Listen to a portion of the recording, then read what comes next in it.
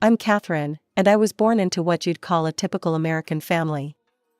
My dad, Jack, was this ambitious guy who'd started his own paint and varnish company from scratch.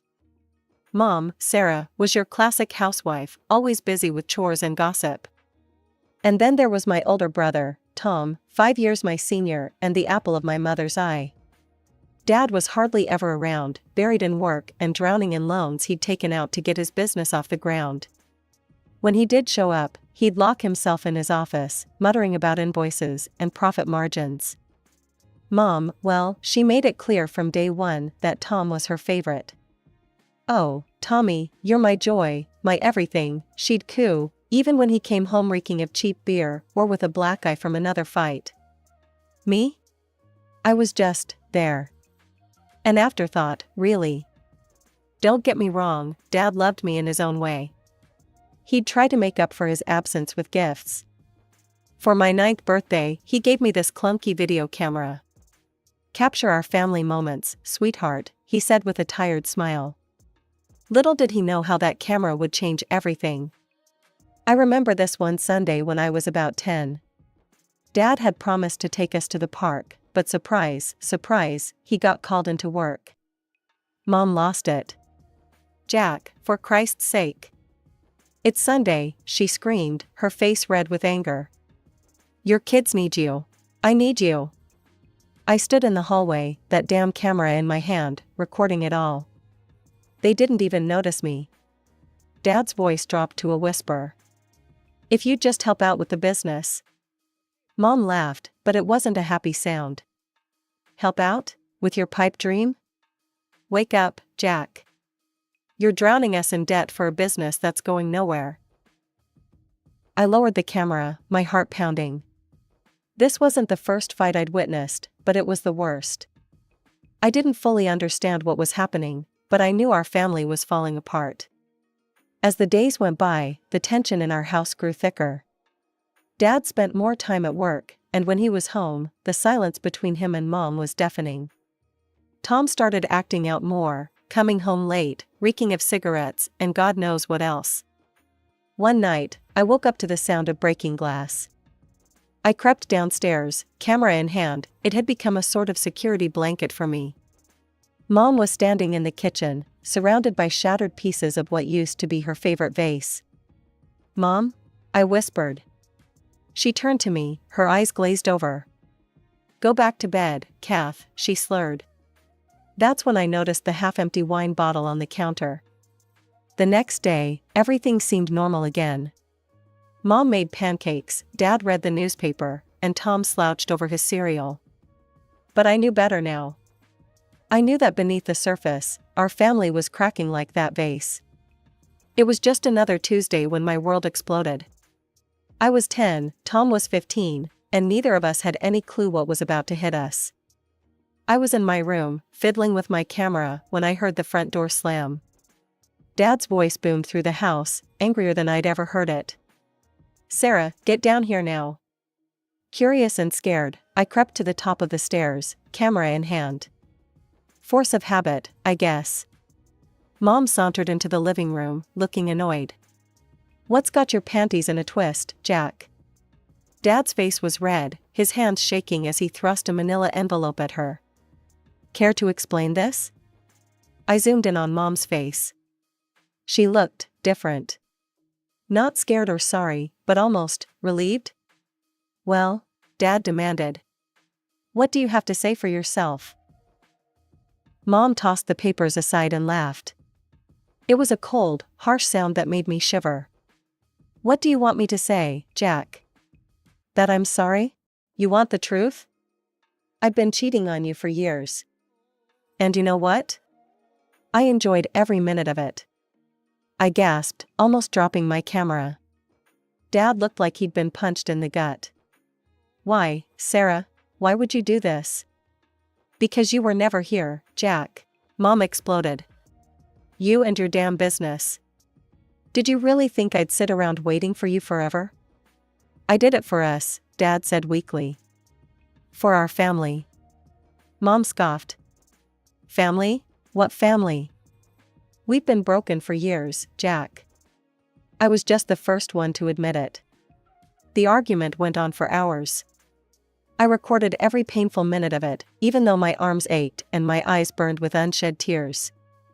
They never noticed me standing there, too caught up in their own drama. The next few weeks were a blur. There were hushed phone calls, slammed doors, and more shouting matches than I could count. Tom retreated further into his own world, spending most of his time locked in his room. Finally, one night, Mom and Dad sat us down. "Kids," Mom began. "Your dad and I, we're getting a divorce. Catherine, sweetie, you'll be staying with your father. And Tom, you'll be coming with me." Tom shrugged, like he couldn't care less. But I saw the relief in his eyes. Dad was generous, he left the house to Mom, and also started paying child support for Tom. The move was quick and painless, at least physically. Our new apartment was small, nothing like the house we'd left behind.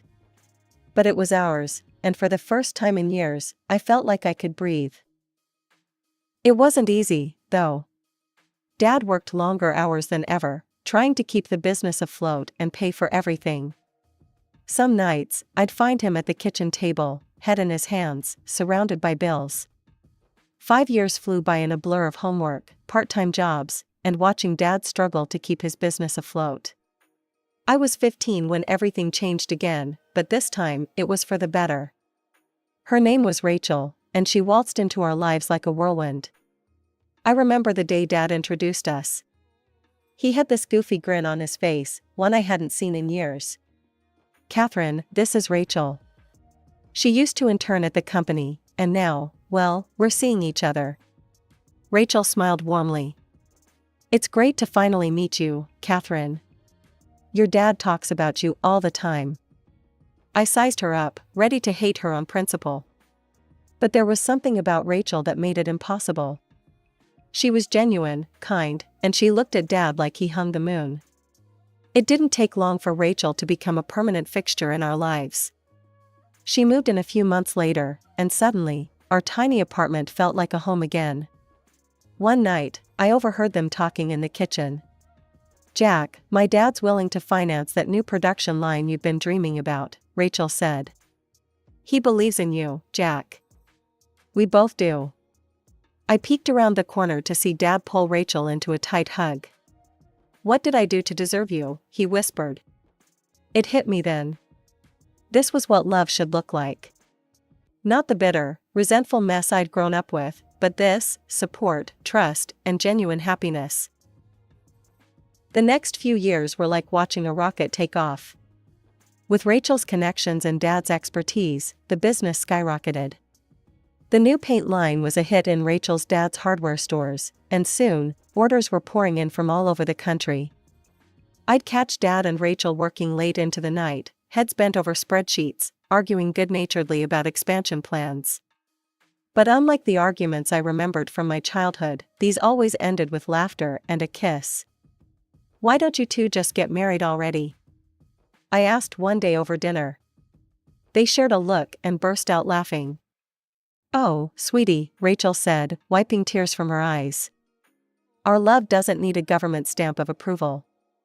I rolled my eyes, but I got it. They were happy, and that's all that mattered. As for me, well, I was doing pretty well too. I threw myself into my studies, determined to make Dad proud. When I graduated college, there was no question about what I wanted to do next. And just like that, we became an unstoppable trio. Dad with his industry knowledge, Rachel with her business savvy, and me with fresh ideas from college. We were unstoppable. 10 years after Rachel came into our lives, Dad was rich. Like, private jet and vacation homes rich. It was surreal. Mom and Tom, well, that's a whole other can of worms. I hadn't spoken to either of them in years. Not since that disastrous Thanksgiving when Mom got drunk and called Rachel a home-wrecking whore. Tom supported her and called me a traitor. I'd left in tears that night, vowing never to subject myself to that again. Sometimes, I'd see Mom's name pop up in my phone, or get a random text from Tom asking for money. I always ignored them. It hurt, but I'd made my choice. I chose happiness, success, and love. Life has a cruel way of pulling the rug out from under you, just when everything seems perfect. For us, that moment came on a sunny Saturday in June. Dad had been talking about bungee jumping for weeks. "Life's too short to play it safe," he'd say, eyes twinkling with excitement. Rachel and I tried to talk him out of it, but you know how Dad was when he set his mind to something. The call came just after noon. I remember every excruciating detail. The trembling voice of the bungee instructor.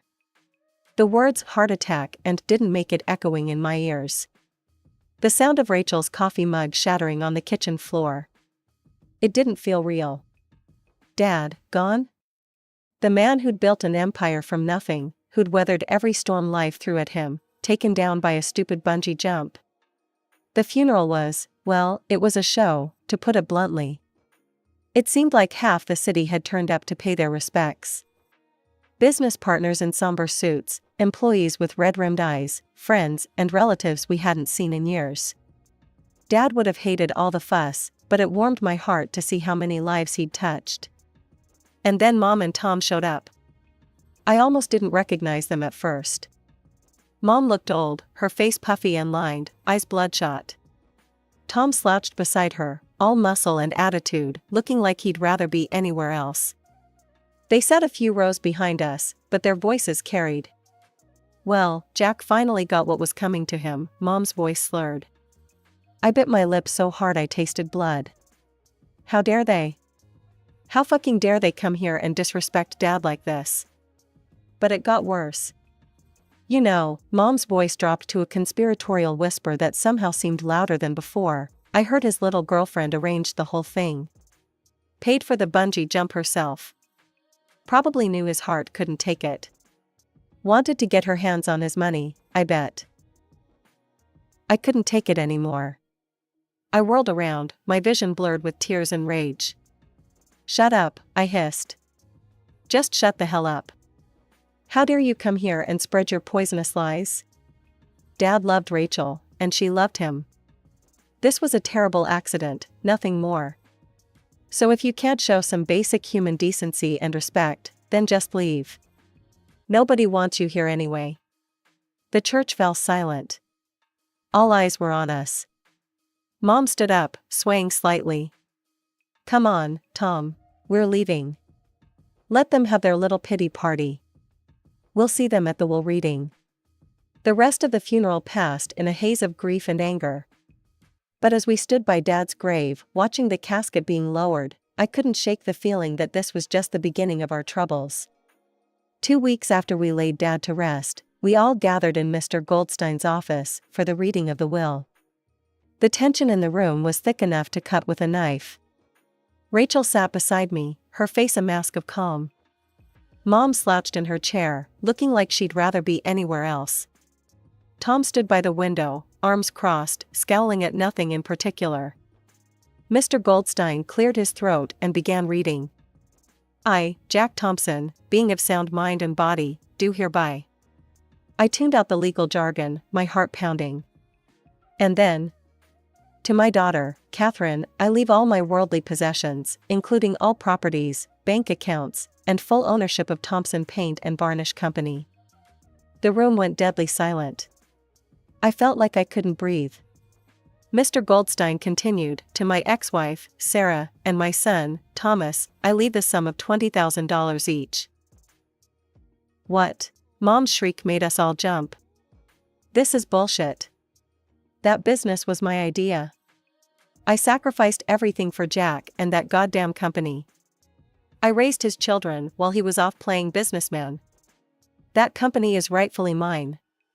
I glanced at Rachel. She sat there, calm as ever, but I could see the slight tremor in her hands. "Mom," I said, trying to keep my voice steady, "Dad built that company from nothing. You didn't even believe in him when he started." She rounded on me, eyes blazing. "You ungrateful little brat. I should have known you'd side with him. You always were Daddy's little girl, weren't you?" I took a deep breath. "Look, I don't want to fight. If it'll make you feel better, I'll give you $100,000. Just, please, let's end this here. Mom laughed, a harsh, bitter sound. 100 grand? You think you can buy me off that easily? No, sweetheart, I'm going to sue. I'm going to take every last penny that son of a bitch owed me. Enough. Mr. Goldstein's voice cut through the argument. The will is clear and legally binding. If you wish to contest it, Mrs. Thompson, you're welcome to do so through the proper legal channels. Now, if there's nothing else, I think we're done here. Mom stormed out, slamming the door behind her. Tom followed, but not before shooting me a look that could curdle milk. As Rachel and I left the office, I felt a weight settle on my shoulders. Dad's company, his legacy, it was all mine now. And apparently, so were his problems. After the disaster at Mr. Goldstein's office, Rachel and I retreated to Dad's, my penthouse. The silence was deafening as we both tried to process what had just happened. Rachel, I said, breaking the quiet. We need to talk about the business. I want you to have a part of it. 20%. Rachel's eyes widened in shock. Catherine, no, your father left it to you. It's yours. I shook my head. It's ours. You've invested so much in it, not just money, but time and energy. You helped build it into what it is today. It's only fair. Rachel's eyes filled with tears. Before I knew it, she had engulfed me in a tight hug. Thank you, she whispered. Jack would be so proud of you. We signed the papers that afternoon. It felt right, like I was honoring Dad's memory and securing our future all at once. But of course, Mom couldn't let us have even this small victory. The lawsuit came 2 weeks later. Mom was demanding the entire business and most of Dad's property. Her lawyer threw around phrases like marital assets and unjust enrichment, but it all boiled down to one thing: she wanted what she thought Dad owed her. The next few months were a blur of court appearances, depositions, and sleepless nights. Rachel and I threw ourselves into running the company, determined not to let Mom's vendetta derail everything Dad had worked for. In the end, the judge rejected Mom's claims. The will stood. I thought that would be the end of it, but I should have known better. It was during the final hearing that Mom's lawyer dropped the bomb. Your Honor, we've just learned that Ms. Thompson has transferred a significant portion of the business to Rachel Carson, the deceased's girlfriend. In light of this new information, we'd like to file a separate suit against Ms. Carson. My heart sank. I glanced at Rachel, who had gone pale. On what grounds? The judge asked, sounding as tired as I felt. Alienation of affection, Your Honor. We have reason to believe Ms. Carson engaged in an affair with the deceased years ago, leading to the breakdown of my client's marriage. I couldn't believe what I was hearing. It was a lie, all of it. But as I looked at Mom's triumphant face, I realized she didn't care about the truth. She just wanted to hurt us, to take what she thought was hers. As we left the courthouse that day, reporters swarmed us, shoving microphones in our faces and shouting questions. Ms. Thompson, did you know about your father's affair? Ms. Carson, how long were you involved with Jack Thompson? Is it true you're giving away your inheritance to your father's mistress? Rachel grabbed my hand and pulled me through the crowd. No comment, she repeated, her voice steady even as I could feel her hand shaking in mine. Once we were safely in the car, I broke down. I'm so sorry, Rachel. This is all my fault. If I hadn't given you part of the company. Stop, Rachel said firmly. You did nothing wrong. Your mother, she's hurt and angry, and she's lashing out. But we're going to get through this. Together. I nodded, wiping my eyes. Together, I echoed. As our driver navigated through the city traffic, I couldn't help but wonder, how much more would we have to endure before this was over? And at what cost? The day of the trial arrived, and I felt like I was going to be sick. The idea of testifying against my own mother made my stomach churn, but I knew it was necessary. Rachel deserved justice, and Mom needed to face the consequences of her actions. As I sat in the witness stand, I could feel Mom's glare burning into me. But I focused on Rachel's encouraging smile and found the strength to speak. "Your Honor," I began, my voice surprisingly steady, "I have evidence that directly contradicts my mother's claims." The courtroom fell silent as I explained about the old videos I'd found. With shaking hands, I presented the tapes to the court. The first video played, showing a much younger version of my parents in our old living room. Mom's voice, slurred but clear, filled the courtroom. "You want the truth, Jack? Fine. I've been cheating on you for years. And you know what? I don't regret it one bit." I couldn't look at Mom, but I heard her sharp intake of breath. The video continued, laying bare all of her infidelities and lies. Next, I presented the detective's report Dad had kept. It detailed Mom's affairs with dates, times, and photographic evidence. "As you can see, Your Honor," I concluded, "my mother's claims of my father having an affair with Rachel are completely false. In fact, it was my mother who was unfaithful throughout their marriage." The judge's face was grim as he reviewed the evidence. Mom's lawyer looked like he wanted to sink into the floor. When the verdict came, it was decisive. The judge not only dismissed Mom's case against Rachel, but also ordered her to pay all legal fees. Mom didn't take it well. She insulted Rachel and me, saying things you wouldn't expect to hear from your own mother. She continued her tirade, spewing profanities until the judge had no choice but to fine her for contempt of court. As the bailiffs escorted her out, she turned to me, her eyes blazing with hatred. "This isn't over, Catherine. You'll regret this, I swear to God." I thought that would be the end of it. I was wrong. A few days later, Rachel burst into my office, her face pale. She handed me her phone. On the screen was Mom's Facebook page, filled with posts about our company. "Thompson Paint is drowning in debt," one post screamed. "Catherine Thompson is running it into the ground." Another claimed, "Inside source reveals, Catherine Thompson planning to flee to Mexico with company funds." We spent the next 48 hours in crisis mode. We issued statements to our employees and customers, assuring them of the company's financial stability. Our legal team drafted a cease and desist letter to Mom, threatening a libel lawsuit if she didn't retract her statements. To my surprise, it worked. Maybe Mom finally realized she'd gone too far, or maybe she just ran out of fight. Whatever the reason, she posted a retraction the next day. "I, Sarah Thompson, hereby retract my previous statements regarding Thompson Paint and Varnish Company and its CEO, Catherine Thompson. My claims were unfounded and made in anger. I sincerely apologize for any confusion or distress my words may have caused." As I read her words, I felt a mix of relief and sadness. This woman, who had once been my mother, was now nothing more than a bitter stranger intent on destroying everything Dad had built. 2 months passed in relative peace. The company was thriving, and Rachel and I had settled into a comfortable routine.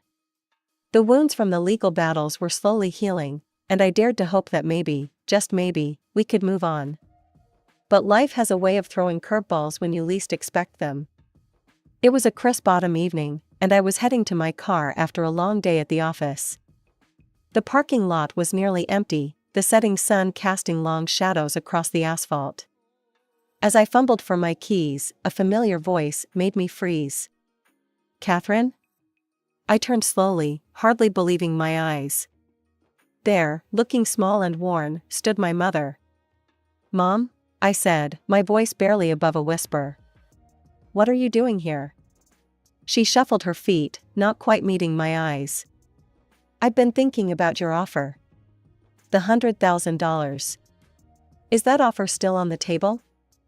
I take it and leave you alone." For a moment, I was speechless. Then, to my own surprise, I started laughing. It wasn't a happy laugh, but a tired, incredulous one. "Are you serious?" I finally managed to say. "After everything you put us through? The lawsuits, the slander, the lies?" Mom's face hardened. "Now listen here, young lady." "No, you listen," I cut her off, feeling years of pent-up frustration pouring out.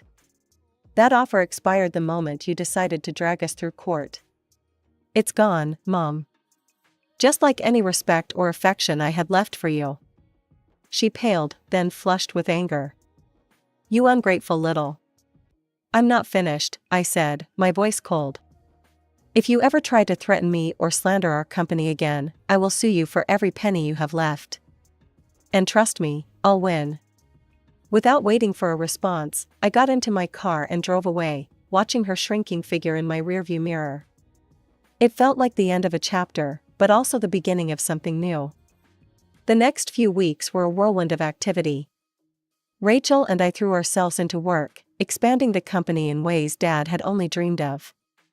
We launched a new eco-friendly paint line, opened 3 new factories, and even started a scholarship program for aspiring young entrepreneurs. Through it all, Dad's memory was our guiding light. We kept his photo on the wall of our main conference room, a constant reminder of where we came from and what we were working towards. Dad was gone, but his legacy lived on through us. Through the company he'd built from nothing, through the love he'd shared with Rachel, and through the strength he'd instilled in me. And as for me and Rachel? We were more than just business partners. We were family. Bound not by blood, but by love, respect, and a shared dream.